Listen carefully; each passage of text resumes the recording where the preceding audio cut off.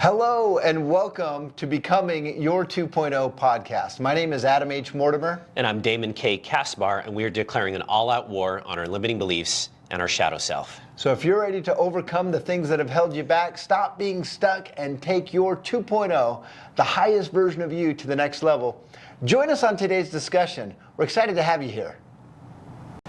So I heard my mentor say something so powerful. He said, Adam, it's important that you stop trying to find yourself and start creating yourself. What do you think about that quote? I've heard that before, but maybe not in those words, I guess. People trying to find themselves by going on trips or traveling the world, trying to reinvent or find their, just kind of discover a new self. But I never really look at it in that context, so I'm excited to explore that further and see what your thoughts are on that. Yeah, this is about really breaking the habit of being your old 1.0 today. And I want to give some actionable steps that people can do right away in the next 24 hours that will absolutely transform their life. And it's not about finding who you are, it's about learning to create who you are. And I think there's such a huge paradigm, right? I mean, we've been taught through Hollywood and media that it's all about trying to discover yourself. And quite honestly, I think that can be very disempowering because you're constantly trying to find something. And sometimes you search and you come up empty. You're not finding what you're looking for. And instead of searching for something, why not start to create? Why not create who you are? Because I firmly believe that you can be, do, or have anything. Have you ever learned about the original meaning of the word spell? Have I talked to you about that? No, I haven't heard that. Do you know that the original origin, the meaning of the word spell was story? Now, so when you cast a spell, it's really casting a story upon someone. Anyway, what are your thoughts on that? This idea that spell and story have a shared lineage. I never heard of that before, but it makes sense. I've learned from you also that the mind learns through story, right? Metaphor. So that makes sense when you cast a spell or whatever that you're talking to that part of your mind. I like what you said too. I want to go a little bit further with when you said we have to, why search for ourselves? Because then it also kind of makes it sound like you're trying to go outside of yourself, right? You're trying to go find it in, I don't know, maybe in somebody else or whatever that perceived self is. We're trying to go outside of ourselves rather than, am I understanding right? Rather than creating from within or knowing that the greatness is already within us, right? It's not that we have to go and search for it. Maybe we can get ideas on how to become better by doing that. But it starts from within. Am I understanding that right? Yeah, absolutely. In fact, you bring up something really important, and it's probably one of the biggest things that stops people from becoming their 2.0. And this is something you do, again, in the next 24 hours. We want listeners to try these things right away, and it really is a game changer. And I think if you're going to become your 2.0, you've got to take your power back. I had one of the most powerful experiences of my life when I noticed that my self-worth was attached to what my dad thought of me. Oh, interesting. And so when my dad thought highly of me, or he praised me, I felt like I was on cloud nine. And when he was upset at me or didn't approve of me, I felt like a nobody. And I noticed it was really toxic. It was really unhealthy. And it got to the point where it was really negative. And so I was praying for help. I was praying very earnestly, like, God, I need some help here. I need to speak to you. And the thought came to my mind clearly, Adam, get off the roller coaster ride. Adam, get off the roller coaster ride. Adam, get off the roller coaster ride. And I said, what roller coaster ride? I'm not at Six Flags. I don't understand. What's this about? And the message was very clear. Anytime you're seeking the approval of anyone or anything outside of you, it's a guarantee you'll be in a violent, vicious, emotional roller coaster ride. And so one of the biggest things that helped me become 2.0, at least start the journey of 2.0, is stop giving your power to other people. Instead of allowing the world to validate. And we live in a world where so many people are externally validated.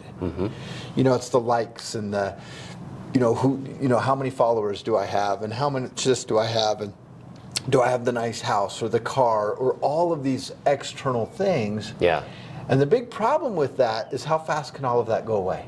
Right away. Right away. Immediate. And so it's a guarantee you get on this violent, vicious, emotional roller coaster ride. In fact, we saw this during the crash in 2008, the financial crash.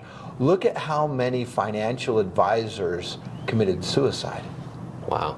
During that thing. And so you can see when people are externally validated and the money, the business, the car, the house, the relationship, when that goes away and your identity is attached to that, it creates a very intense identity crisis. And an identity crisis is one of the most painful things you can go through in life. Yeah.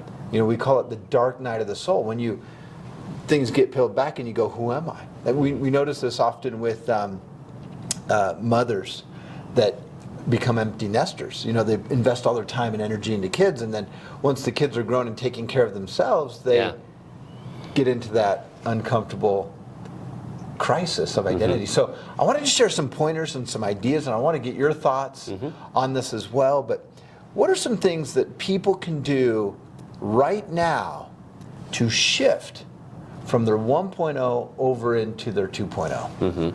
Well, immediately when you kind of pose that question there, I think if I'm going to shift into that, I've got to kind of flip the switch in my mind. I got to decide, I got to make a decision that, you know, for example, the life that I'm living right now, what I'm experiencing, what I'm feeling, I don't want to do this anymore.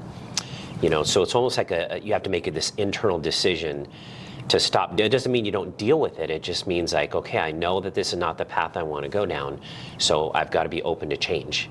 Something else you said too that was really important as it relates to that, and that is, you know, sometimes when things aren't going right, people are like, well, what am I doing? You know, what's going on? What am I doing? And that word, what am I doing, made me think when you brought up the identity, saying, well, what am I becoming? Rather than what am I doing? Because again, that kind of portrays a picture of my identity or my validation is outside of me, right? Rather than, or as we take it internal and say, what am I becoming? Who am I becoming?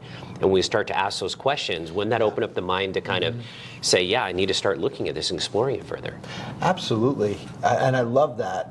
You know, so often, especially in personal development, there's so much emphasis on the goal and obtaining the goal, right? Yeah. That seems to be the end-all, be-all. You know, did you get the money? Did you get the job? Did you get the girl? Did you get the guy? Did you get this? Did you get that? Yeah. It's all about the getting, and it's so little about the becoming.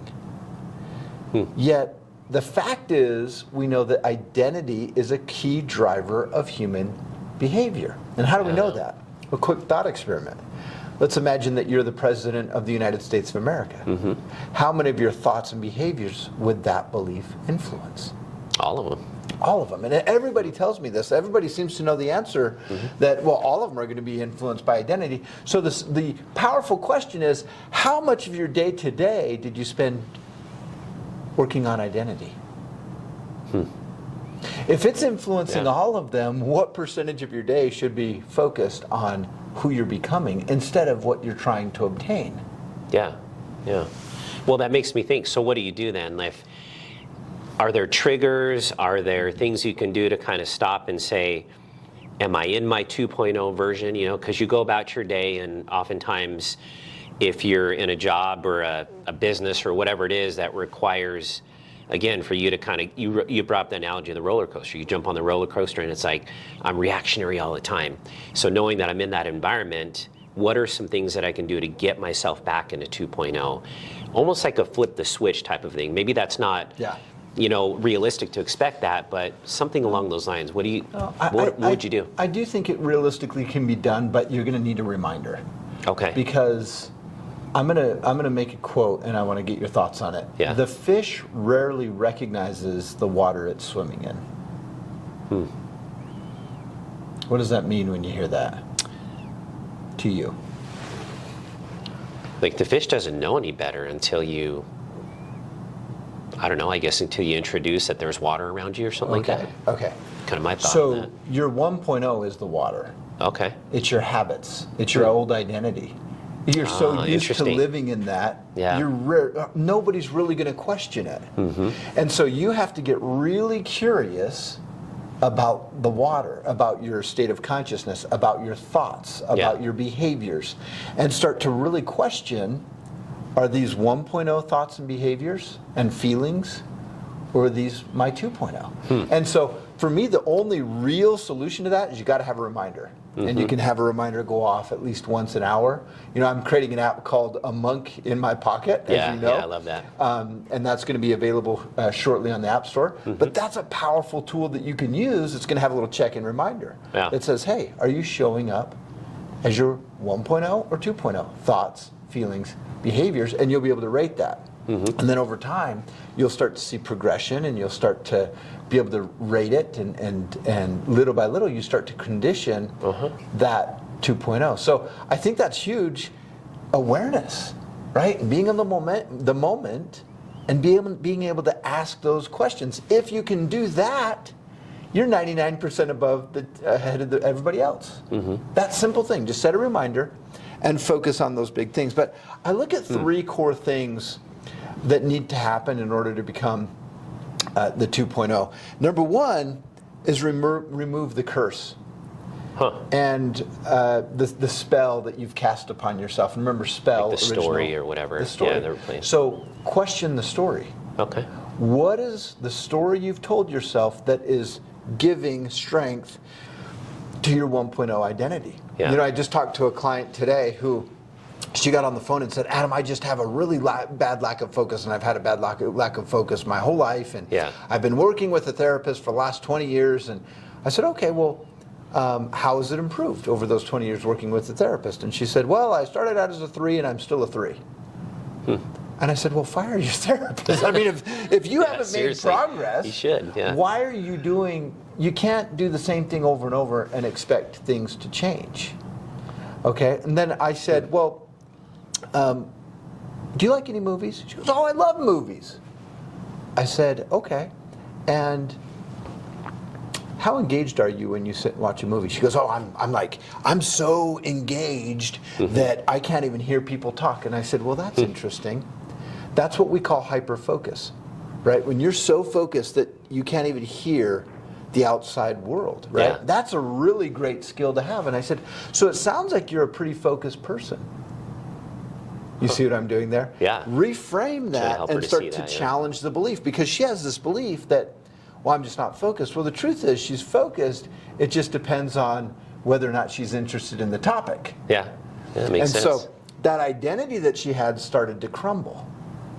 And she started to go, yeah, well, I guess I am focused, and I guess this. And so it's like, when you say you're not focused, I'm just not this, I'm that, I'm this. First of all, question that. You can remember the saying, be careful whatever follows I am, because whatever follows I am will follow you. So we started to look at that story, the spell that she cast upon herself. And she started little by little going, oh yeah, I could probably say it this way, or maybe I can look at the story. Because every story can be looked at from multiple frames. Multiple perspectives. So my question, and I'll give you an example of this. I had a client who came in, he goes, Adam, I'm the world's biggest loser. He said that, huh? Yeah, and I said, why would you say that? Yeah. Wow.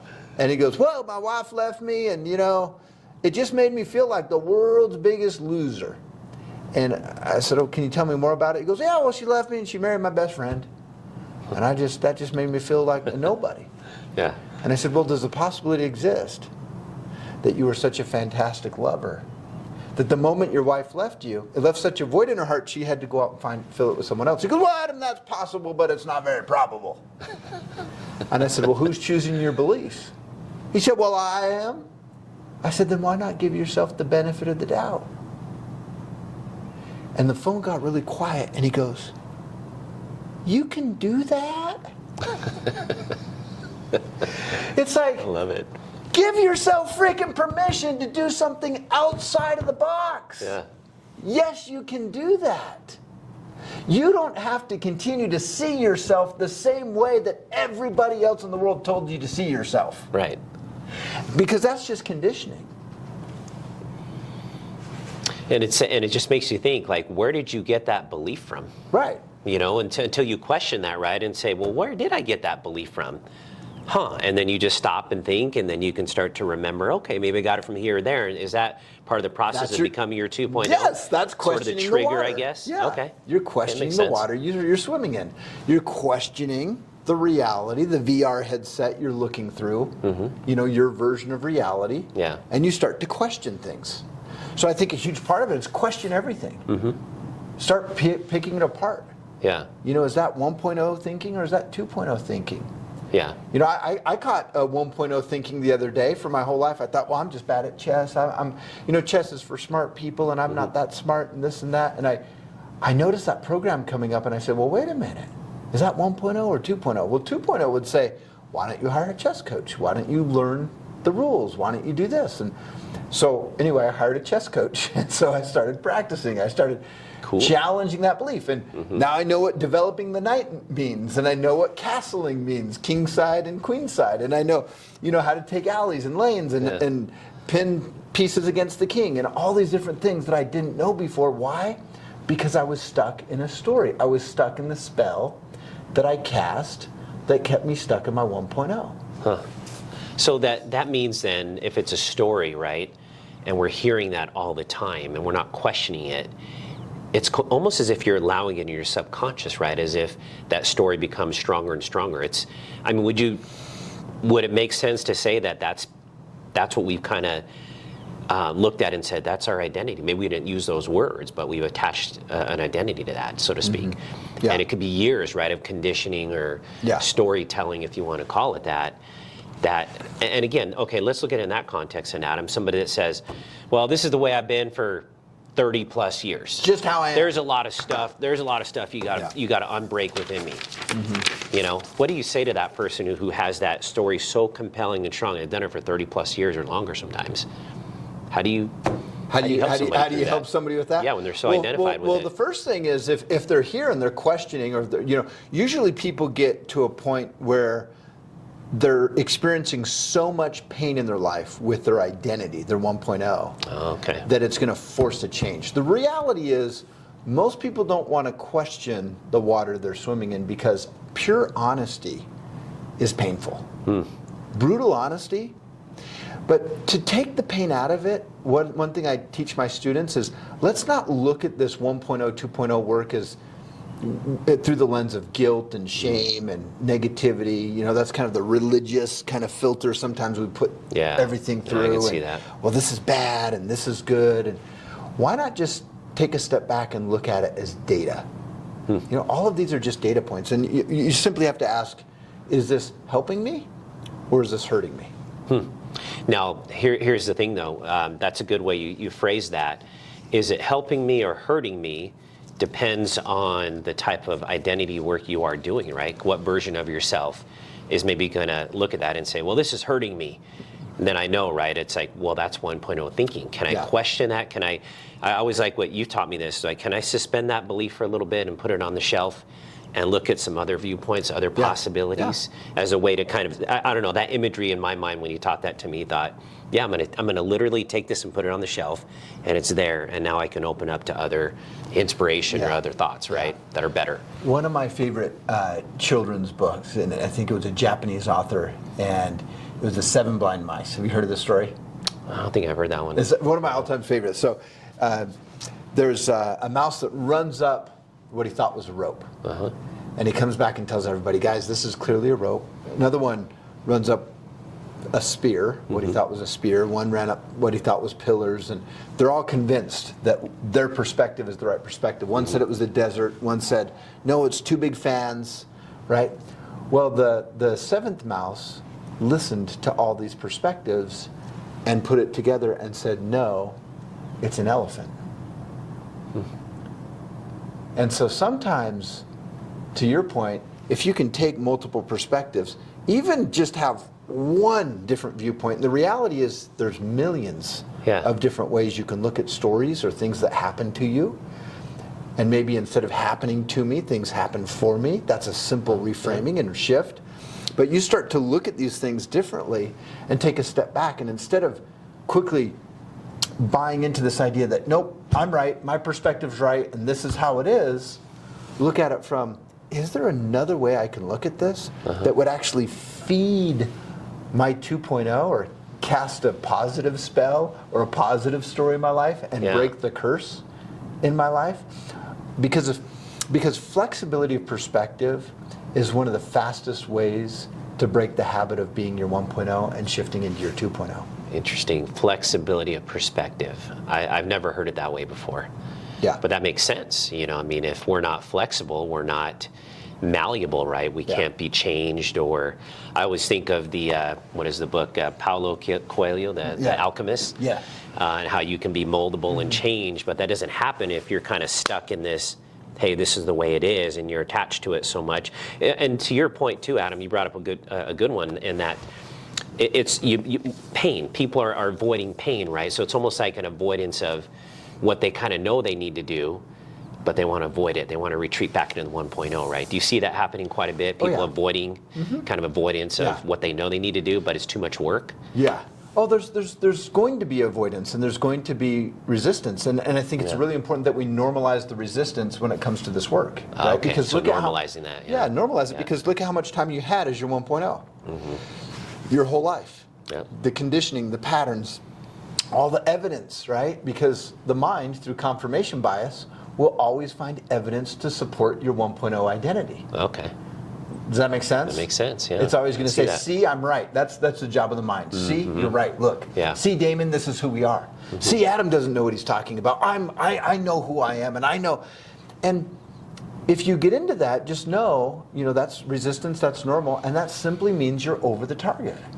That's simply your mind, a pattern being interrupted. And when a pattern's interrupted, the first response to it is resistance. Interesting. And that's okay. That's okay. Right? I mean, Totally it's normal. so it's not like, it's normal. Oh, I shouldn't be feeling resistant. That means it's the wrong path I'm on. Well, actually, that's probably means you're hitting something that needs to be hit on, right? Something that needs to be explored and go further with. Yeah. So back to the 3 steps. So number 1, remove the curse. Right. So the curse is the stories. Yeah. What story is propping up my old identity? Like with this last client, she had a story that she couldn't focus. Well, we reframed it a little bit. She realized she's really good at focusing. In fact, she can hyper-focus. Yeah. So that's a reframe can help shift the story and break the curse of the old story. And then start to choose the new story. Well, what's the narrative? What's the new narrative for my 2.0? How does my 2.0 look at the situation from the past? Yeah.